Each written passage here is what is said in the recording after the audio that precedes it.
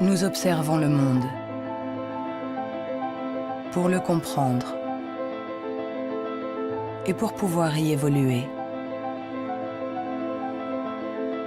L'intelligence nous a permis de forger les outils pour comprendre l'infiniment petit et l'infiniment grand. Depuis plus d'un siècle, psychologues, biologistes, généticiens et neuroscientifiques la dissèquent, l'analysent, la mesurent. Nous avons inventé les ordinateurs, marché sur la Lune. Mais contrairement à ce que nous pourrions croire, notre intelligence individuelle n'augmenterait pas. Aujourd'hui, la science explore les différentes facettes de notre intelligence. Mais les scientifiques savent-ils vraiment ce qu'est l'intelligence ?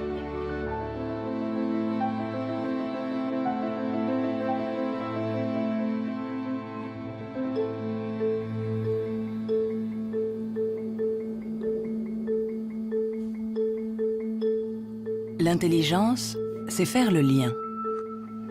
Assembler différents éléments pour trouver une solution.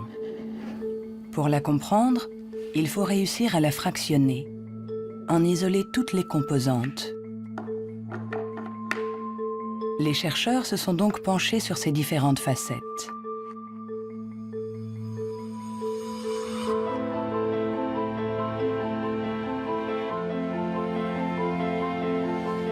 Pour mesurer l'intelligence, une des premières idées a été de mesurer la vitesse à laquelle le cerveau réagit. C'est cette méthode que le professeur Teni Januis a utilisée.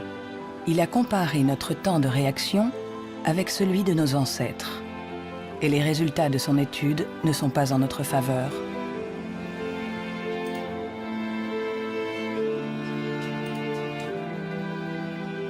Pour mesurer le temps de réaction, on présente à un sujet une lumière sur un écran et il doit dire, en appuyant le plus vite possible sur un bouton, si elle apparaît à droite ou à gauche.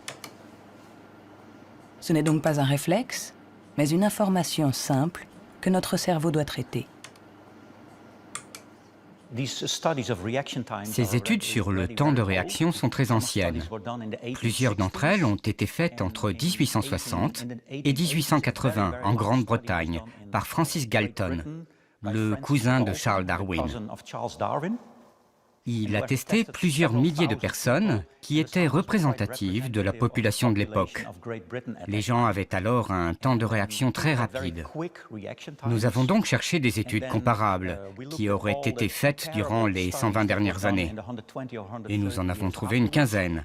En les comparant, nous avons pu montrer que durant les 150 dernières années, les gens sont devenus de plus en plus lents.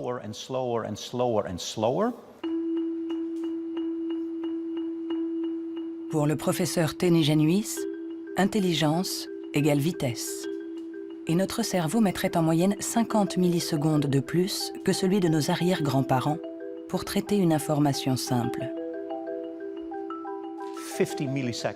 50 millisecondes de plus, ça a l'air ridiculement bref.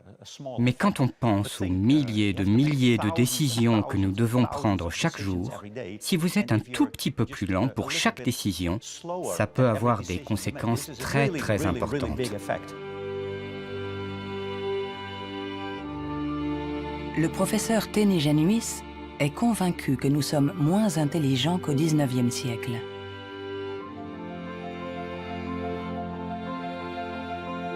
Il en voit la preuve dans l'incroyable inventivité de cette période, marquée par une explosion des innovations, de la créativité, des idées. Il y a eu énormément de fantastiques innovations au XIXe siècle. Des études ont montré que le nombre d'inventions par habitant était 4 fois plus important qu'aujourd'hui. Le professeur Teni Januis pense que notre intelligence est en panne. Elle décline depuis au moins 150 ans.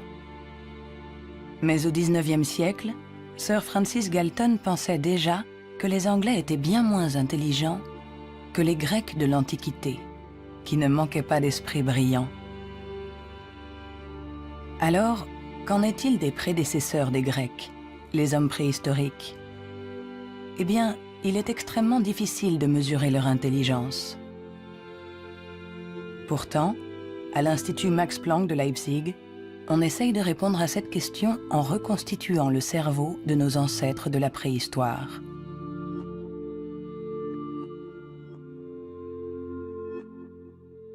La paléoneurologie, c'est une science très très frustrante, puisque son objet, j'allais dire, quasiment n'existe pas. On n'a pas de cerveau fossile.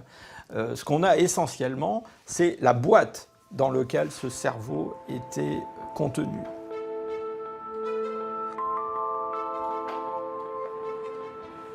En comparant notre cerveau avec celui des hommes préhistoriques, les scientifiques se sont aperçus qu'il y avait des différences.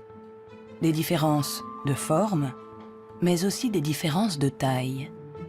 Certains hommes préhistoriques avaient un cerveau plus grand que le nôtre. Quand on sait que tout ce que nous sommes, tout ce que nous pensons, nos souvenirs, notre personnalité, nos émotions, notre langage, tout dépend essentiellement de cet organe, alors est-ce que l'intelligence est directement liée à la taille? Il serait naïf de penser que il n'y a pas de lien entre la taille du cerveau et la complexité des comportements, entre guillemets, l'intelligence. On le voit dans le monde animal, hein, les animaux qui sont les plus intelligents, en particulier les cétacés, certaines formes de dauphins par exemple, sont des formes qui, dans le monde animal, ont de très grands cerveaux, un grand nombre de neurones. On retrouve chez eux quelque chose qui rappelle ce qu'on trouve chez les primates, les grands primates, et chez l'homme. L'évolution a fait croître la taille de notre cerveau pendant 2 millions d'années, pour atteindre son maximum il y a 15 000 ans environ.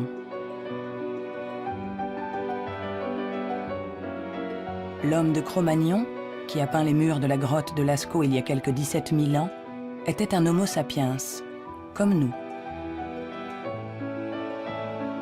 Mais de tous les Homo sapiens, il est celui doté de la plus grosse cervelle.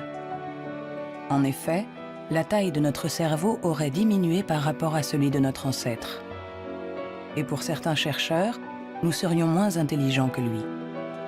Mais cette théorie est loin de faire l'unanimité.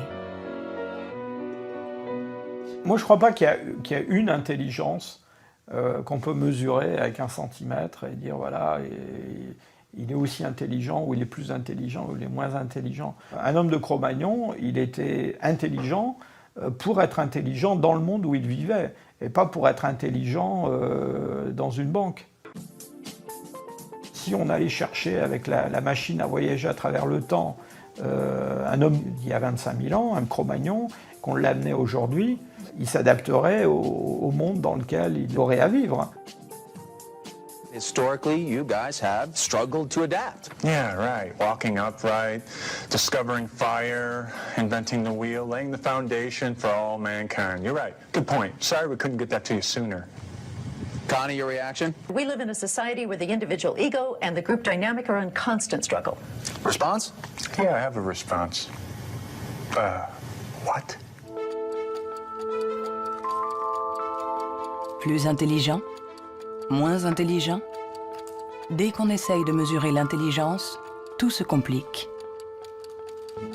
Et pourtant, nous l'évaluons sans cesse. Dans les universités du monde entier, on enseigne ce qu'est l'intelligence. Et chacun d'entre nous, sans être un spécialiste, la mesure tous les jours. Vous mesurez l'intelligence.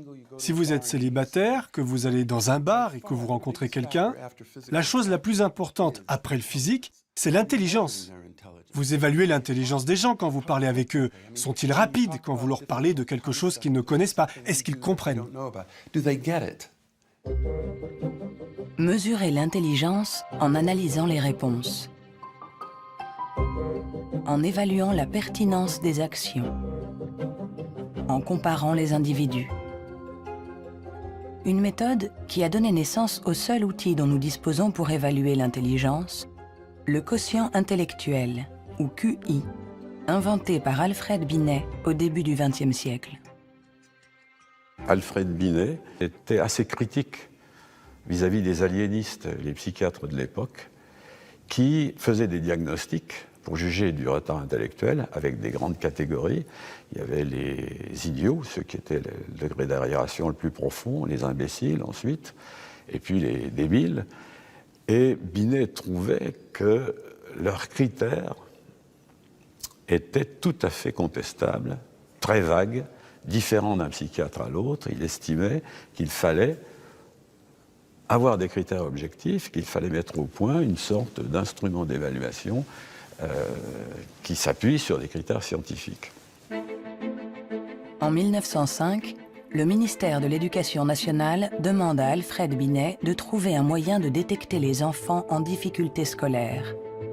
Il n'avait pas de théorie sur l'intelligence, mais en observant ses filles, il a imaginé qu'on pouvait l'évaluer à partir du raisonnement, de la compréhension, de la mémoire. Ce qu'il a cherché à faire, finalement, c'est à trouver pour chaque âge les problèmes qui sont caractéristiques de cet âge. Par exemple, en leur présentant une image, en leur demandant qu'est-ce que ça représente. Alors, il avait remarqué que les enfants de 3 ans énumèrent ce qu'il y a dans l'image. Il y a un monsieur, une dame, un banc, un arbre. Que vers 7-8 ans, ils la décrivent, l'image. C'est un monsieur et une dame qui sont assis sur un banc. Et puis, vers 12 ans, ils l'interprètent. Ce sont des malheureux, ou le monsieur est malade, des choses de ce genre. C'est ainsi que Binet met au point avec Théodore Simon le premier test d'intelligence. Le QI classique, ou en âge mental, est né. C'est le rapport entre l'âge mental, donné par le résultat du test, et l'âge réel de la personne. On multiplie ce chiffre par 100 pour obtenir le QI. Si un enfant de 10 ans réussit les épreuves des enfants de 12 ans, alors il sera en avance et il aura un QI de 120. L'idée, ça a été de rapporter la performance d'un individu à la performance de ceux qui lui sont comparables, c'est-à-dire qui sont exactement dans la même catégorie d'âge, de la même culture, etc. Et on va avoir évidemment toute la distribution, toute la répartition des scores dans le test à un âge donné. Le QI, c'est juste la position d'un individu par rapport aux performances des gens qui sont comme lui, c'est-à-dire qui ont le même âge que lui. Nous accordons au QI un pouvoir exagéré, parce qu'il prétend évaluer cette qualité si particulière qu'est l'intelligence. Difficile dès lors de résister à la tentation de s'évaluer, de se comparer. Ce qui est un peu catastrophique, c'est ce qu'on voit actuellement sur des sites internet où on vous permet de calculer votre QI.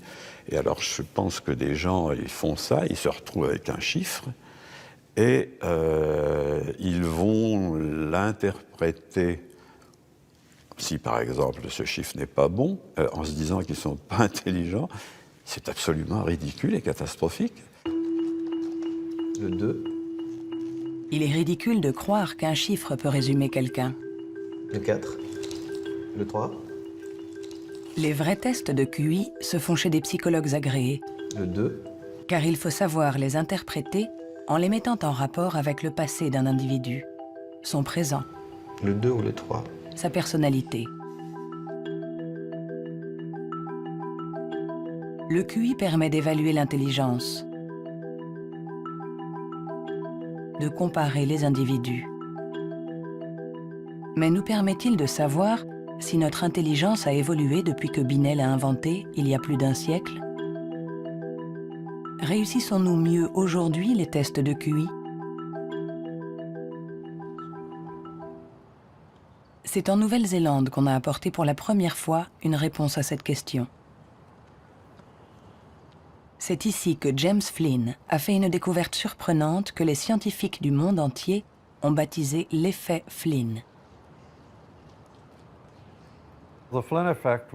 L'effet Flynn, c'est la découverte que pour toutes les nations qui sont entrées dans l'ère industrielle, il y a eu des gains importants dans les tests de QI. J'ai regardé tous les types de tests de QI dans 40 pays, comme en France, en Hollande, en Norvège, partout où il y avait des appelés au service militaire.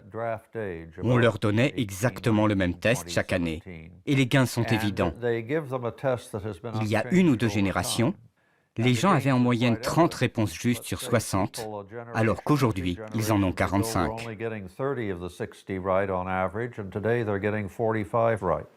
Après avoir passé au crible des dizaines et des dizaines d'études, James Flynn a montré que depuis plus de 60 ans, nous réussissons mieux les tests de QI. Est-ce que cela signifie que nous serions devenus plus intelligents que nos grands-parents? Un changement de QI ne signifie pas forcément un changement d'intelligence. Un exemple simple pour le comprendre, vous faites passer le test d'intelligence une première fois aujourd'hui. Vous le redonnez au même sujet demain. Il y a un effet d'apprentissage, il va réussir un peu mieux, il va avoir des scores un peu meilleurs. Ça ne veut pas dire qu'il est devenu plus intelligent, ça veut juste dire qu'il est un peu plus familier avec la façon de passer le test. L'augmentation du QI est due en grande partie à l'environnement, une meilleure nourriture, une meilleure éducation. Notre QI augmenterait de 2 à 3 points par année d'école supplémentaire et la durée de scolarisation est passée en moyenne de 6 ans au début du XXe siècle à 11 ans aujourd'hui dans les pays industrialisés. Tous ces effets se sont additionnés et ont fait augmenter les scores de QI. Quand vous passez un test aujourd'hui, vous y êtes préparé dans la mesure où toute une série de facteurs vous ont donné la capacité d'utiliser votre logique de manière abstraite. C'est pour ça que vous pouvez regarder une suite de nombres et deviner le suivant.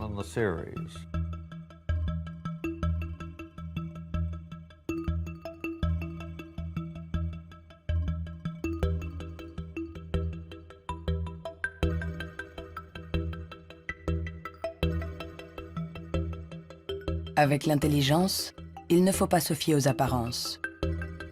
De meilleurs scores au test de QI ne nous disent pas que nous serions plus intelligents. Nous sommes juste mieux préparés pour réussir des tests de QI. Notre intelligence est comme un muscle que nous avons entraîné pour en exprimer tout le potentiel. Mais à force de nous entraîner, nous avons peut-être atteint nos limites. Les chiffres le prouvent. Après des décennies d'augmentation, les résultats au test de QI plafonnent. Ils diminuent même dans certains pays, comme l'Angleterre, le Danemark ou la Norvège. L'augmentation du QI est un phénomène qui a duré un siècle. Mais tous les pays vont finir par voir un plafonnement de cette augmentation. L'école a fait le plein. C'est elle qui a offert la capacité de manier des concepts abstraits.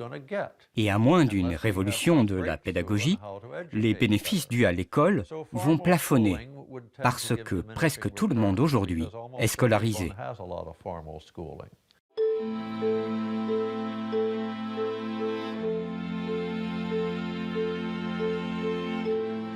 Un QI qui stagne. Des cerveaux plus lents, plus petits. Où en est notre intelligence? Les premiers outils permettant d'évaluer l'intelligence ont été inventés il y a plus d'1 siècle. On s'inspire toujours des théories imaginées par Sir Francis Galton et Alfred Binet. Mais aujourd'hui, nous pouvons aller plus loin. Plutôt que de mesurer ce que l'intelligence produit, intéressons-nous à l'organe qui produit l'intelligence.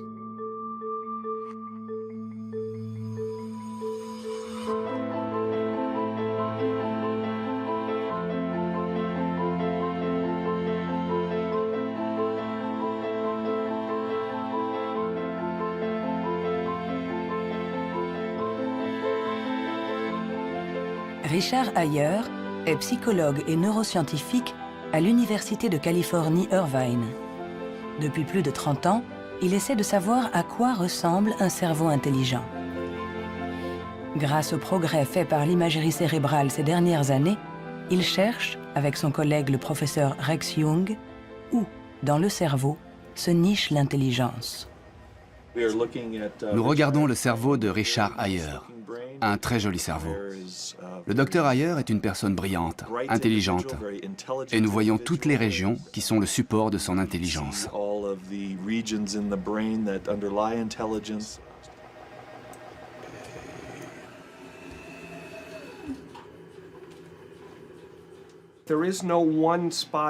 Il n'y a pas un endroit dans le cerveau qui soit le centre de l'intelligence. Les gens pensaient qu'il y avait un centre de l'intelligence à l'avant. Mais les recherches ont montré que lorsqu'on fait des tests d'intelligence à l'intérieur d'un scanner, on peut voir que la communication entre l'avant et l'arrière est très importante pendant que l'on résout les problèmes.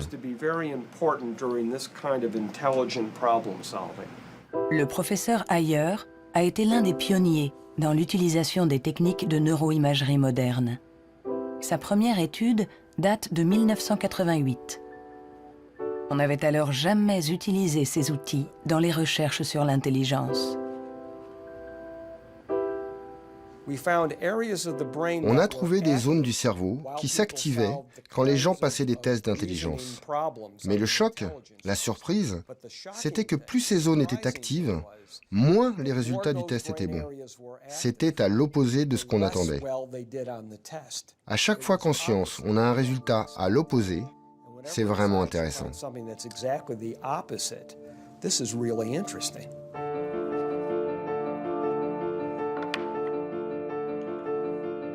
Un cerveau intelligent n'est pas un cerveau qui fonctionne plus, mais au contraire, un cerveau qui fonctionne moins. C'est ce qu'on appelle la neuroefficacité. Être intelligent, c'est résoudre un problème en faisant un minimum d'efforts.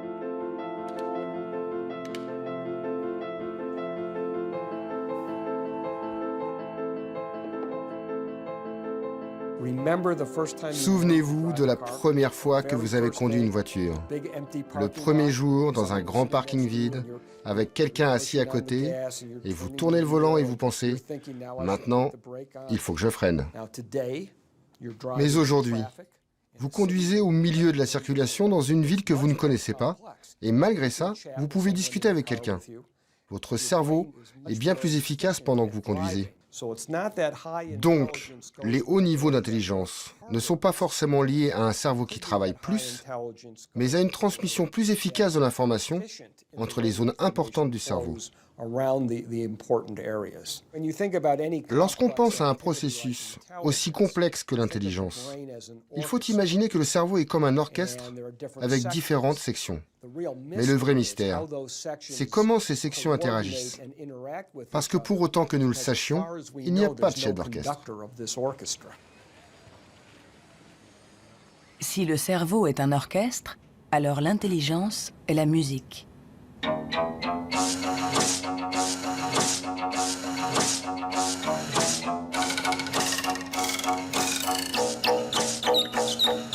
Nous commençons à déchiffrer la partition, mais nous ne savons toujours pas comment les musiciens parviennent à jouer ensemble. À l'université de la Sorbonne, le professeur Olivier Houdet est à la recherche de ce chef d'orchestre. Pour le trouver, il mesure l'activité électrique du cerveau pendant que des enfants résolvent des problèmes. Ce qui l'intéresse, c'est ce qu'il appelle les bugs de l'intelligence. Si vous présentez à un enfant ce dispositif avec 1, 2, 3, 4, 5 babards écartés ou 5 babards resserrés, et vous demandez à l'enfant, y a-t-il le même nombre de babards au-dessus et en dessous, jusqu'à 6-7 ans, tous les enfants du monde vont vous répondre « Ah ben non, il n'y en a pas pareil, il y en a plus là parce que c'est plus long ». Le cerveau de l'enfant est donc piégé par l'intelligence, c'est-à-dire visio-spatiale, selon laquelle longueur est égale à nombre. Dans le cerveau, ça se traduit par le fait qu'on a des chemins neuronaux différents pour résoudre une même tâche.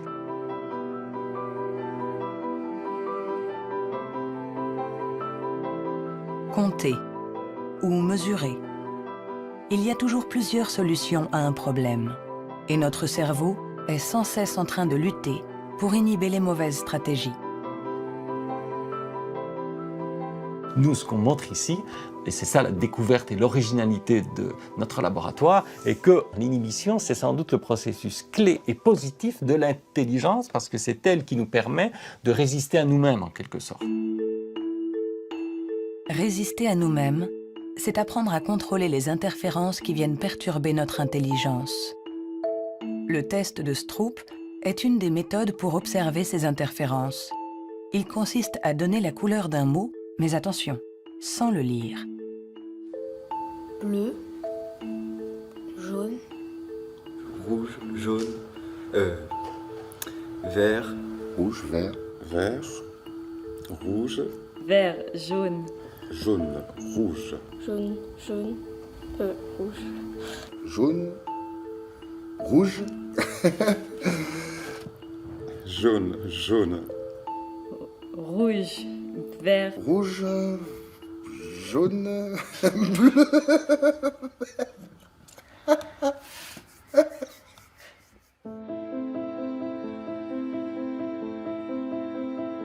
Pour résoudre un problème, nous sollicitons différentes régions du cerveau reliées entre elles, mais qui sont parfois en compétition. Mais comment ces différentes zones communiquent-elles? C'est ce à quoi s'intéresse le professeur Douglas Fields à l'Institut national de la santé de Washington.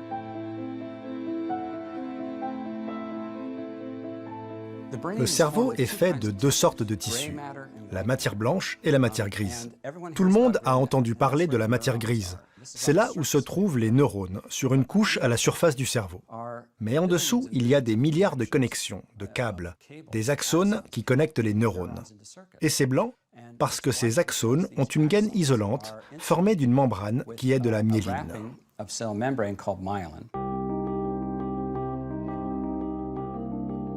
La myéline entoure les axones, permettant aux informations de circuler de manière rapide et efficace dans le cerveau.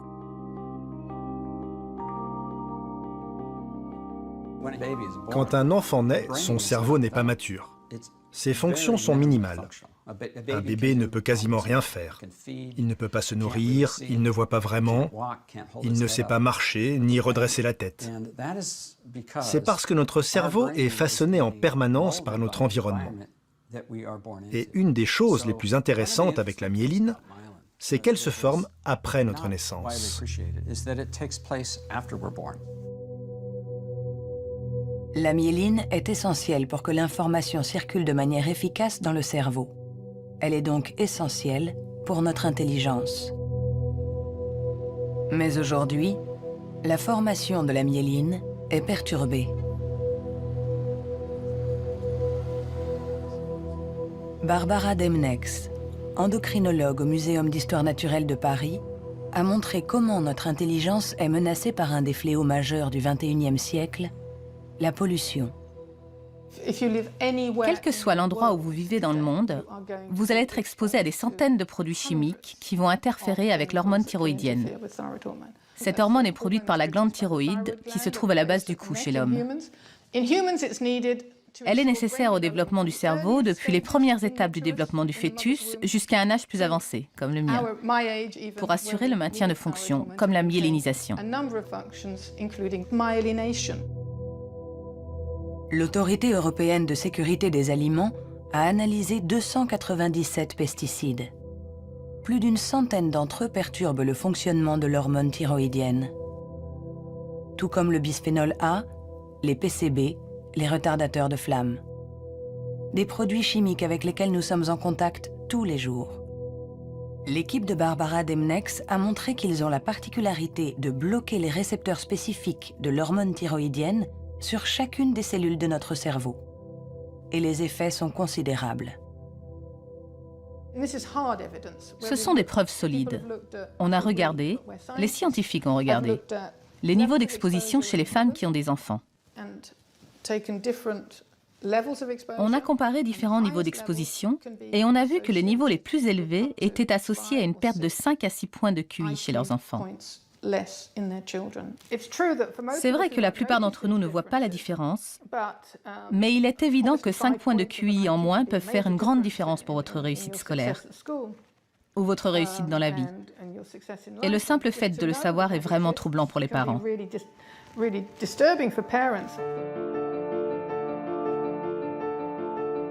Notre intelligence nous a permis de créer un monde complexe au prix de la dégradation de notre environnement. Et nous pourrions en payer le prix si cette dégradation perturbe la formation de notre cerveau, en agissant sur la myéline par exemple. Mais si ce phénomène se confirme, comment le gérer? Pendant plus d'1 siècle, on a pensé que tous nos processus mentaux n'étaient dus qu'à l'activité électrique des neurones. Mais aujourd'hui, les neurobiologistes ont commencé à explorer un nouveau continent.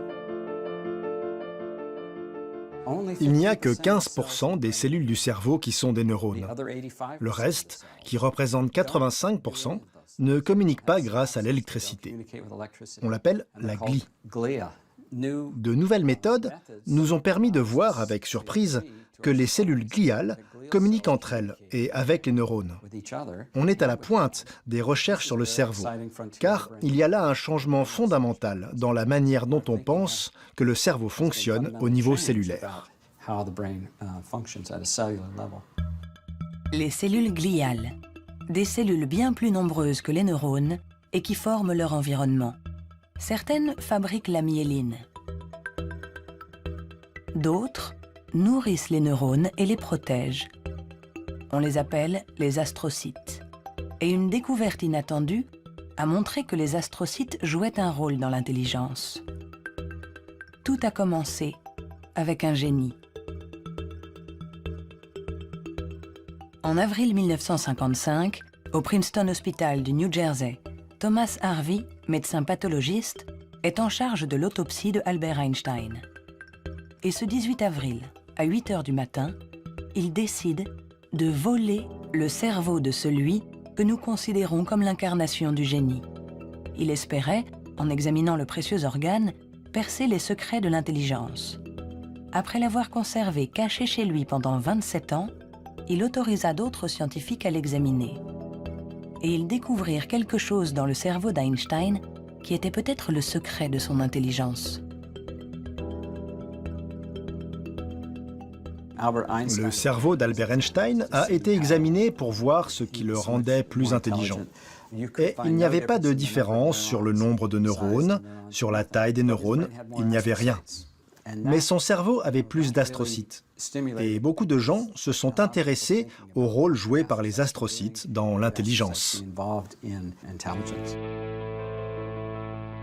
Les astrocytes. Des cellules gliales identifiées il y a plus d'1 siècle.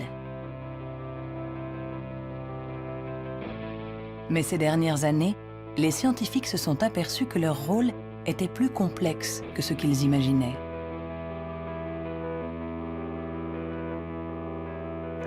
Les astrocytes servent à beaucoup de choses. Ils contrôlent les synapses, ils contrôlent le flux sanguin dans le cerveau, ils nourrissent les neurones, ils réagissent aux blessures. Toutes ces choses étaient considérées comme des tâches ménagères faites par les astrocytes dans le cerveau. Et plein de gens ne les prenaient pas au sérieux. Jusqu'à ce qu'on réalise que ces tâches ménagères font que l'astrocyte contrôle le neurone. Un astrocyte humain contrôle des centaines de neurones, bien plus que ce que peut faire un astrocyte de souris par exemple. En se basant sur cette observation, une équipe de l'Université de Rochester a mis au point une expérience fascinante. Pour mieux comprendre l'intelligence humaine, ils ont décidé de lui faire franchir la barrière des espèces. Ils ont greffé des astrocytes humains dans le cerveau de souris.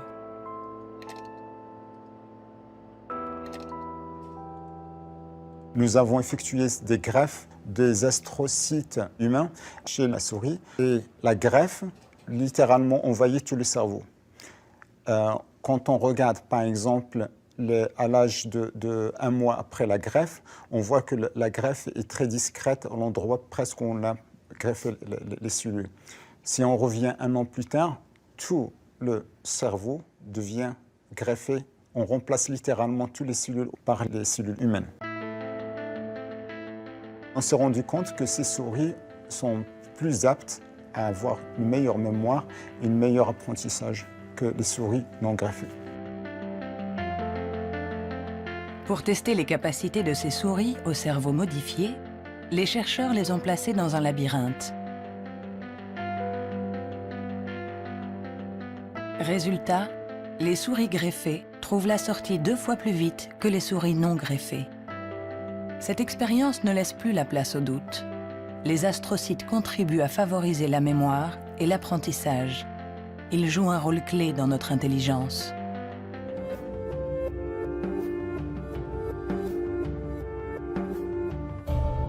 L'intelligence se reflète dans le fonctionnement du cerveau. Mais comment expliquer les différences d'intelligence de nos collègues, de nos amis, de nos parents? Ont-ils plus de matière blanche, moins d'astrocytes, des neurones plus rapides? Ce qui est à l'origine de nos capacités se trouve en partie dans nos gènes. Robert Plomine est généticien comportementaliste. Dans le cadre de ses recherches, il a regardé grandir des milliers d'enfants. Grâce à eux, il espère pouvoir trouver les gènes qui influent sur l'intelligence. Les gens demandent souvent dans quelle mesure l'intelligence est déterminée par les gènes. Mais tout d'abord, il faut insister sur le fait que le mot « déterminé » n'est sans doute pas le bon. On devrait dire « influencé ». C'est comme pour la taille, elle est liée aux gènes, mais pas déterminée par eux. Si vous êtes grand, il est probable que vos enfants seront plus grands que la moyenne. Mais s'ils sont mal nourris ou s'ils sont malades, ils seront peut-être plus petits. Ce n'est pas déterminé, c'est influencé. Pour l'expliquer différemment, les gènes nous donnent un potentiel et l'environnement permet de l'exprimer.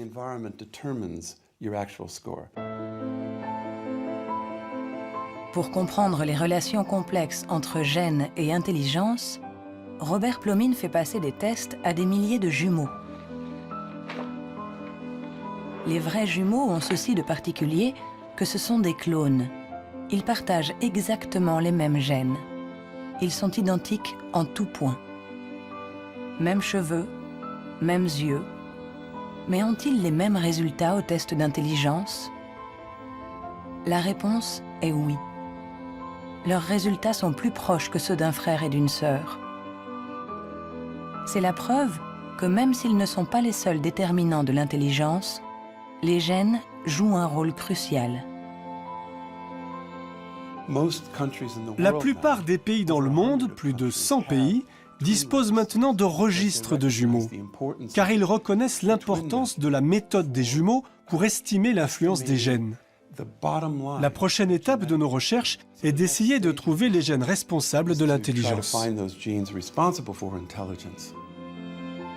Pour cela, Robert Plomine utilise des puces à ADN capables de détecter plus d'1 million de marqueurs génétiques. En comparant l'ADN de tous ceux qui ont eu de bons résultats au test, il cherche à voir si certains gènes apparaissent plus fréquemment. Mais l'identification précise de ces gènes s'est révélée beaucoup plus compliquée que ce qu'il espérait.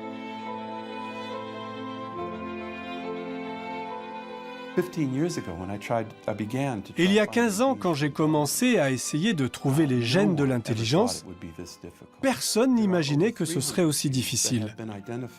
On a identifié plus de 300 gènes qui influent sur l'intelligence. Et le problème, c'est qu'on en a identifié seulement 1%.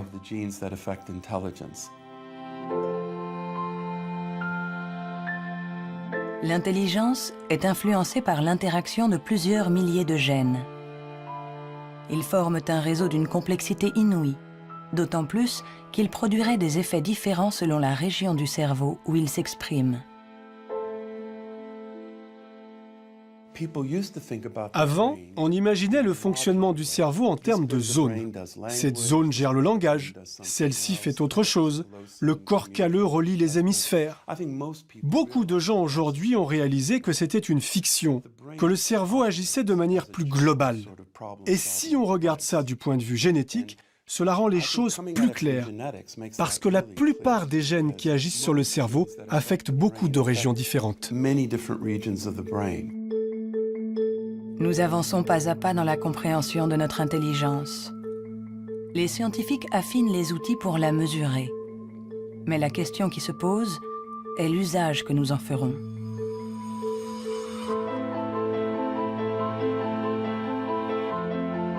L'intelligence est ce qui prédit le mieux notre niveau d'étude, notre emploi.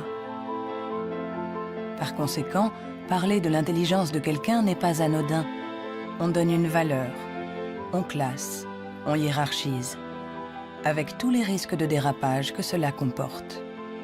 L'erreur de raisonnement, c'est de considérer que l'intelligence serait essentiellement héréditaire. Et ça a conduit effectivement à des dérives qui sont tout à fait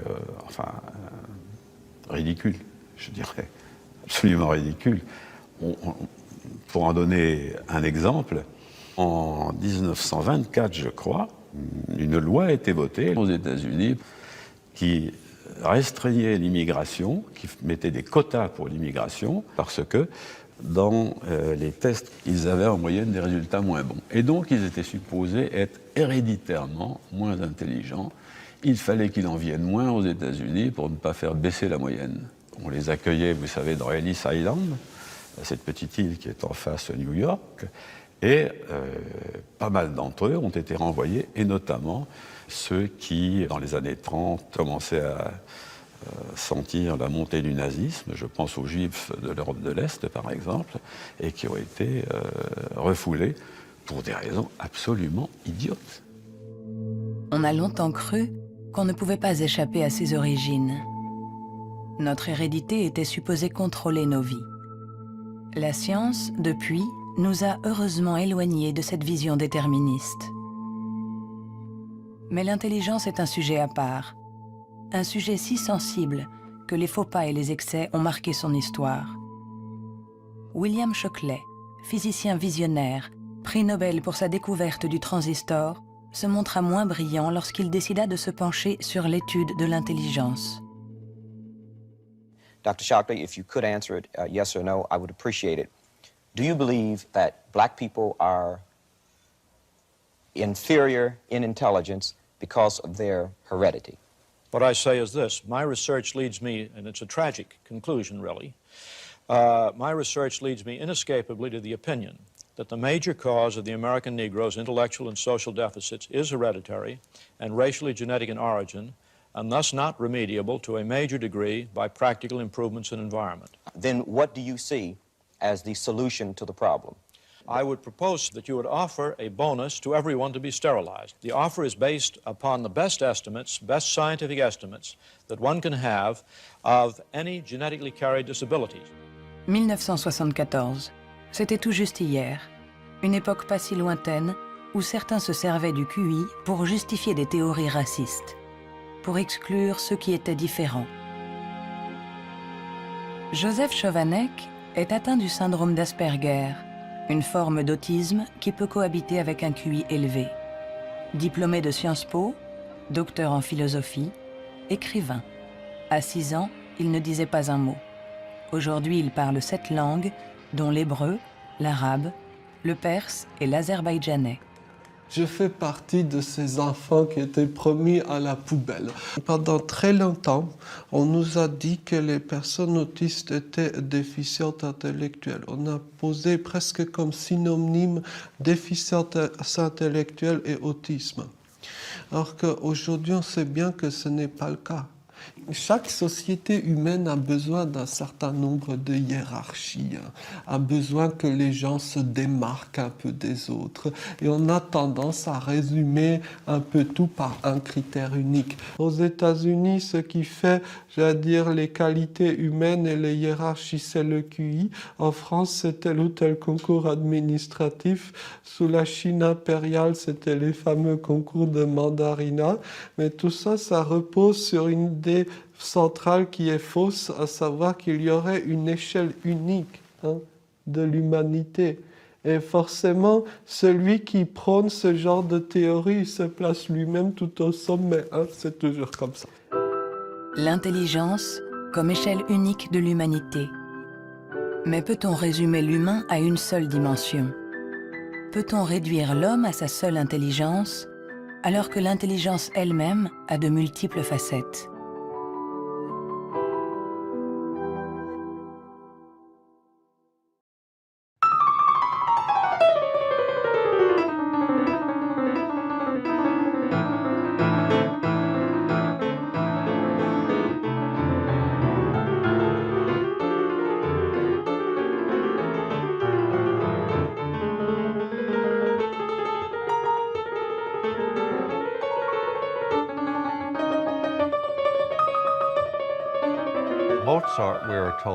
Mozart, dit-on, pouvait avoir à l'esprit une symphonie en entier.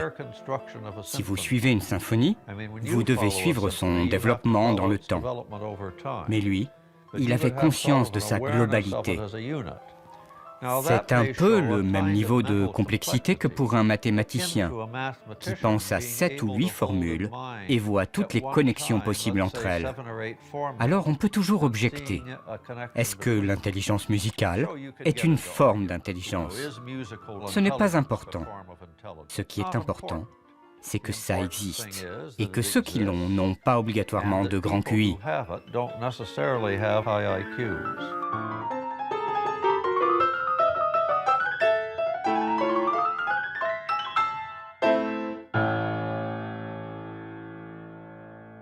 Il y a eu toujours une résistance à considérer qu'il y avait des formes d'intelligence différentes et une espèce de propension à vouloir déterminer un QI général, ce qui voudrait dire qu'on a une intelligence unidimensionnelle, voilà, et vous êtes plus ou moins haut sur cette dimension. Et la conception contradictoire, c'est qu'il y a plusieurs formes d'intelligence et en réalité, vous pouvez être assez haut sur une des dimensions de l'intelligence, sur un de ses aspects, et puis assez bas sur un autre. Le débat est aussi ancien que les premières études sur l'intelligence. En effet, les scientifiques se sont aperçus que quelle que soit la méthode utilisée, ils n'arrivaient pas à évaluer l'intelligence avec une échelle unique.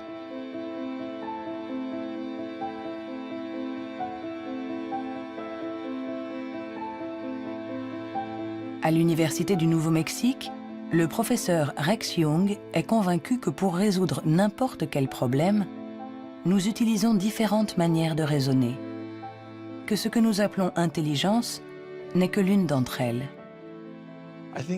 Je pense que la créativité est un autre mode de fonctionnement du cerveau. Je cherche à savoir si elle est différente de l'intelligence. Est-elle similaire? Est-ce que c'est la même chose ou bien est-ce différent? J'en suis arrivé à la conclusion que la créativité est un processus de raisonnement fondamentalement différent.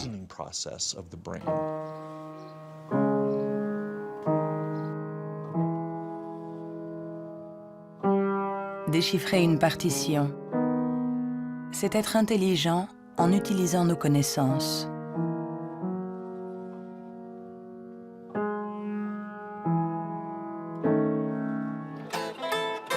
Improviser, c'est être intelligent en inventant, en étant créatif.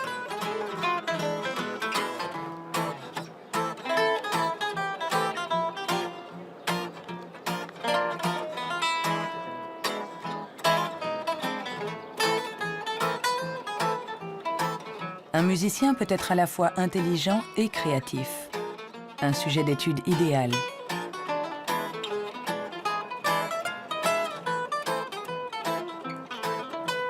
Le professeur Jung a examiné de nombreux cerveaux pour savoir comment intelligence et créativité peuvent cohabiter.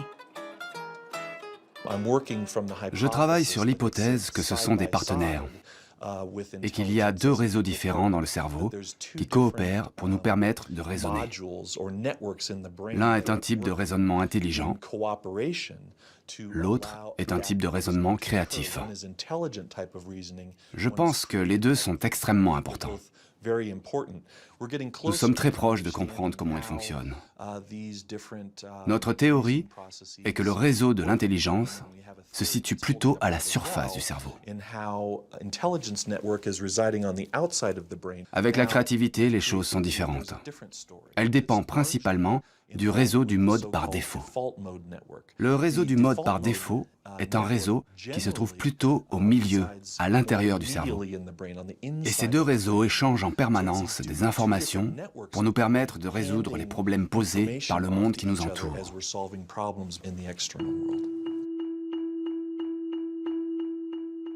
Nous avons tous expérimenté cette sensation d'une idée surgissant de nulle part avec la force de l'évidence. Ce que nous révèlent les neurosciences, c'est que ce mode de raisonnement, ce mode inventif, créatif, est un mode de raisonnement à part entière. Peut-on être intelligent sans être créatif? Ou créatif sans être intelligent?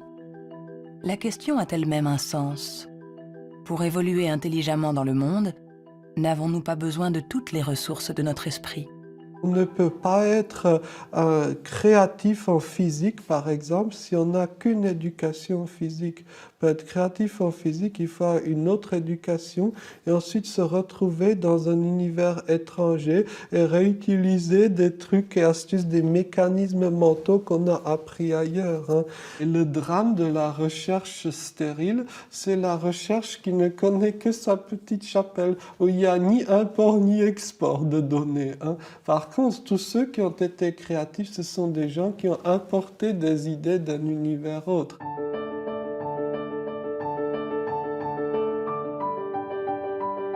Les liens se tissent, le tableau se dessine.